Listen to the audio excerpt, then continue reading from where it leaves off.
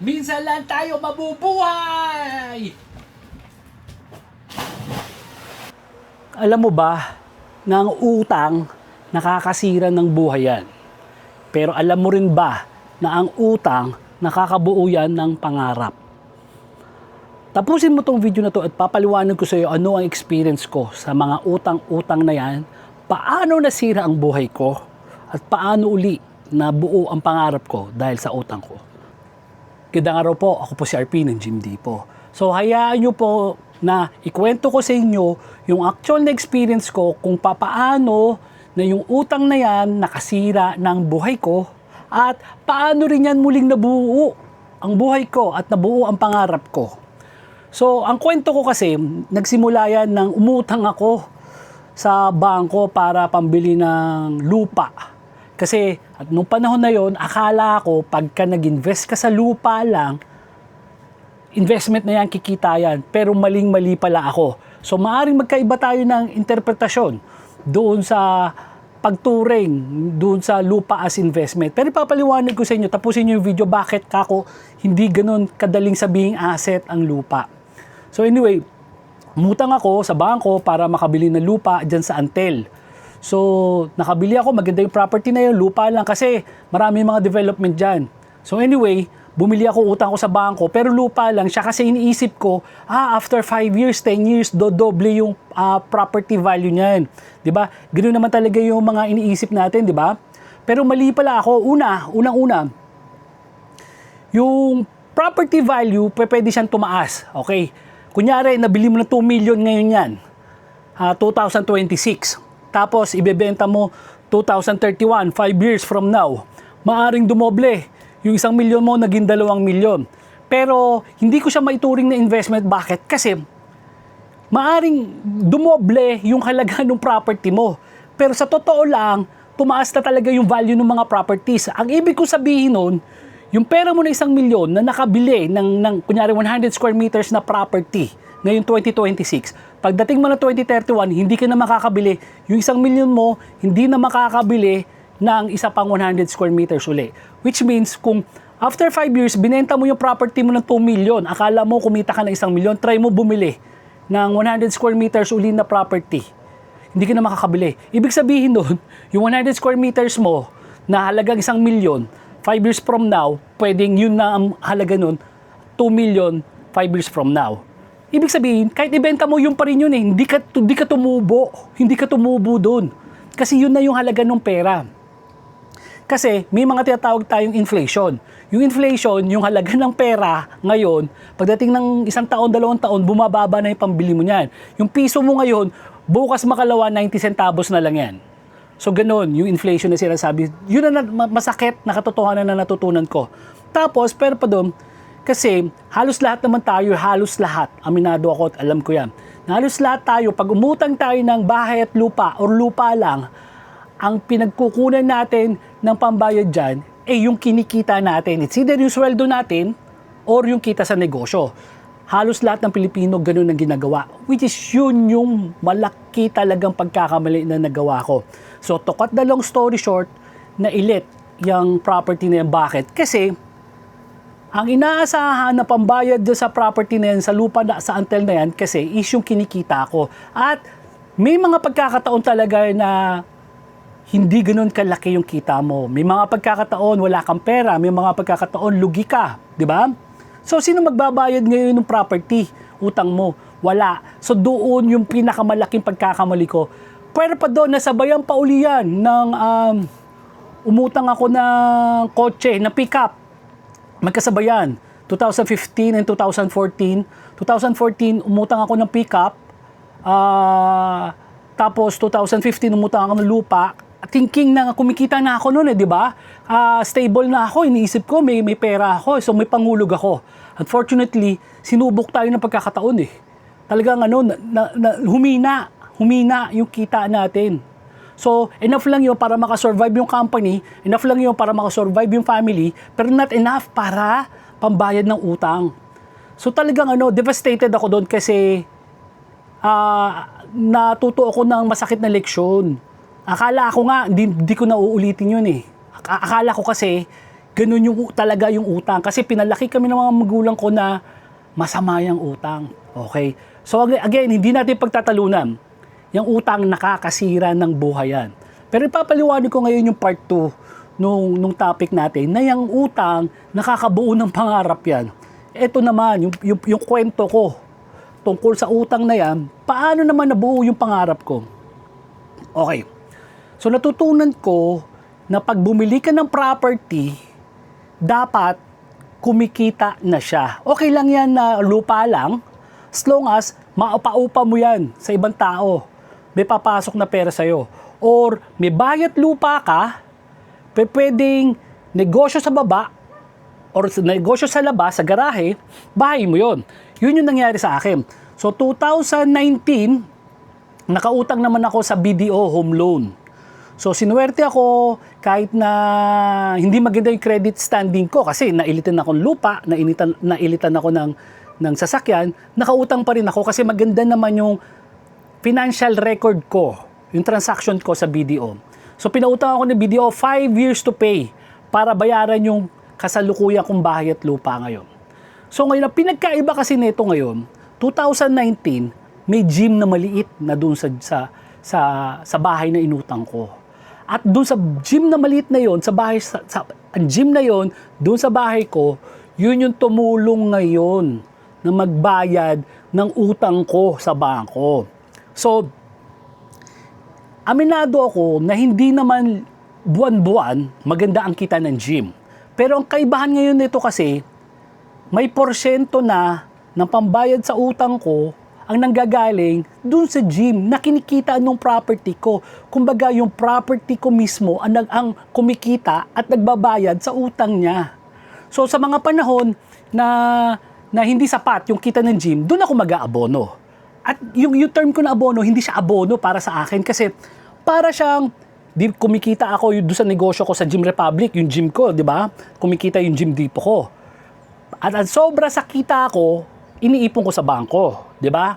Pero dahil nag-abono ako doon sa panghulog ko sa utang ko, ang lalabas diyan, hindi ako nag-abono per se, pero inilipat ko lang yung ipon ko sa bangko, nilagay ko doon sa lupa ko. Bakit? Kasi yung kada bayad, kada abono ko doon sa property na sa utang ko na yon, equity ang tinatawag doon. Yung equity, yun yung utang mo na lumiliit, tapos lumalaki naman yung pag-aari mo kasi hindi mo pa pag-aari yung lupa na yan habang may utang ka sa bangko. So yung equity, habang lumalaki yung equity mo, lumiliit naman yung utang mo. So yung abono ko man yan, o paglipat ko ng kita ko sa abono ko dyan sa utang ko, lumalaki naman yung equity ko. So bottom line, after 5 years, 2024, naging akin na yung property. Sipin mo, nagkaroon ako ng pinapangarap kong bahay at lupa dahil sa utang. Nabuo talaga yung pangarap ko dahil dun sa utang na yan. Pero wait, there's more. Hindi pa sapat yun eh. So may bahay na ako. So may bahay at lupa na ako. May negosyo na ako. Enough na ba yun? Hindi pa. So, ito ngayon. Ito yung importante dito sa video na to eh. So, akin na ngayon tong property na inutang ko, di ba, 2024. Pero would you believe, November 2025, inutang ko uli. Sinanla ko uli sa bangko yung property ko na natubos ko na. Ang ginawa ko, nagpatayo ako ng 2 pintuang Airbnb resort type na may swimming pool. So 100% nung inutang ko, pinangpatayo ko ng Airbnb. So may utang na naman ako dito sa bangko. Pero ang kagandahan ngayon nito, ako ba ang magbabayad nun?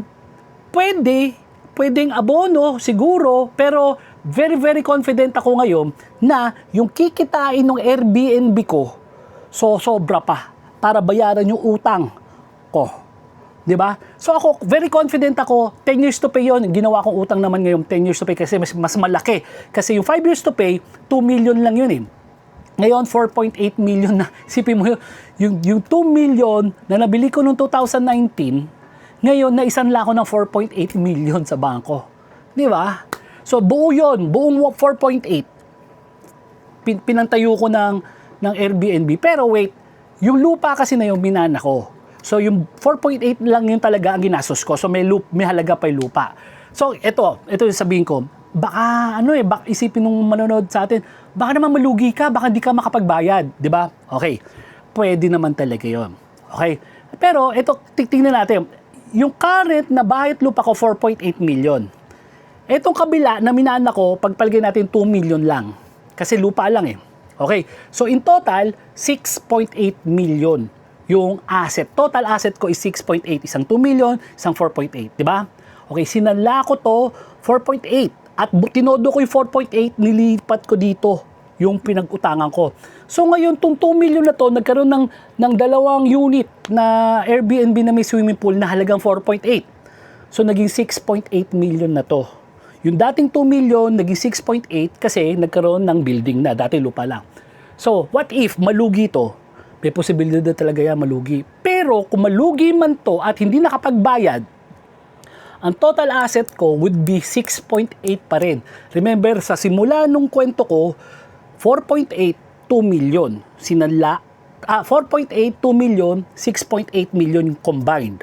Pero nangyari ngayon, dahil nalugi, nailit tong 4.8, pero dito sa kabila, may 6.8 ka pa rin. Ano yung lesson dyan? Ang talo ko tabla. Ang talo ko tabla. Kung paano ko nagsimula na magkano yung asset ko, still the same. Okay, yun yung negative mentality, paano pag matalo. Pero paano pag manalo? Paano kung makasurvive si Airbnb at nabayaran niya ngayon? So may 4.8 million akong dati, may 2.8 million ako, pero nadagdagan pa uli ng another 4.8 million. So lumaki ngayon ng 4.8 million yung asset ko. Naglabas ba ako ng pera? Pwede, pero konti lang.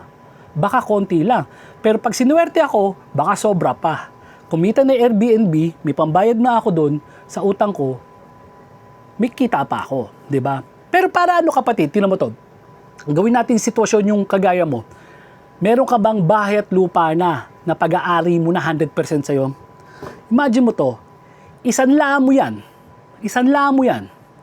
Pag sinanla mo yung property mo na yan, kung magkano yung pinagsanlaan mo, todo yon, wala kang kukupitin doon, walang pangluho, ibibili mo rin ng property. Panibagong property. Pero yung property mo na yun, dapat may negosyo. Okay? Ako, ano gagawin ko doon? Pwedeng kagaya ng ginawa ko, pwedeng yung first floor, gym. Second floor, apartment, bahay. May bahay ka na naman eh. Papaupahan mo to ngayon. So yung kikitain ngayon yung gym at kikitain ng apartment mo ang magbabayad doon sa utang mo. 'Di ba? Okay, babalik na naman natin sa tanong, what if malugi yung gym, malugi yung apartment, di maiilit yung bahay mo. Tama ka naman doon. Maiilit talaga yon. Pero ang mangyayari dito, napalitan lang ng bago yung property mo. Kasi remember, kung magkano mo siya sinanla, ganun din yung binili mo yung property, hindi mo ginalaw. So kung 1 million yung halaga ng property mo at sinanla mo ng 1 million, bumili ka ng 1 million, so mawala man tong 1 million na to na property, may 1 million ka pa rin na property rito. Tabla ang talo mo. Pero what if, kagaya na sabi ko, ito maganda dito eh. Yung unang sinabi ko sa'yo, what if manalo? Pero what if, kalagitnaan ka natalo? O, di ba? 10 years to pay. Pero 5 years, hindi mo na mabayaran yung utang mo. Papailit mo ba yung property? Hindi. Di ba? Hindi mo papailit. May pera na yun eh. May equity na yun eh. Ang gagawin mo doon, papasalo mo ngayon yun. So kung magkano yung equity mo doon sa property na yun, yun yung makukuha mo. Kung let's say, 1 million yung property na binili mo. Tapos, kunyari lang sa 10 years to pay, 5 years to pay, 5 years mo na nababayaran, pagpalagay mo 400,000 na. Yung naihuhulog mo, kunyari lang yun, na 400,000 or 500,000 na. Kung magkano man yung equity na naihulog mo doon, pwede mo ibenta sa ibang tao yun, pwede mo ipasalo. So, ito yung sasabi ko, hindi pa kagad panalo. Kumbaga, kalagitnaan natalo. So, kahit natalo ka, may nakuha ka pa rin. So, anong nangyari dyan, intact pa rin yung 1 million mo na property, yung bago mong property. Pero yung luma mong property, napasalo mo pa sa iba. Pwedeng napasalo mo ng 500,000. So lumalabas yan, kumita ka pa ng 500,000.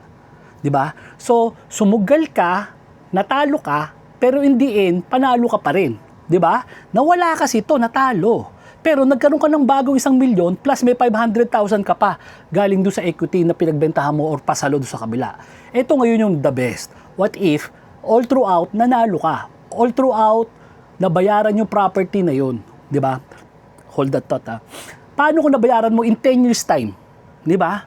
So, successful ka doon. Titigil ka ba ngayon doon? Titigil ka ba? Ako hindi, kasi ganun ang ginawa ko ngayon. Isasanla ko ulit resort. Bakit? So, may dalawang property ka na nabayad. May dalawang property na kumikita tong isang property na to. At kinaya niyang bayaran yung sarili niya. Di ba?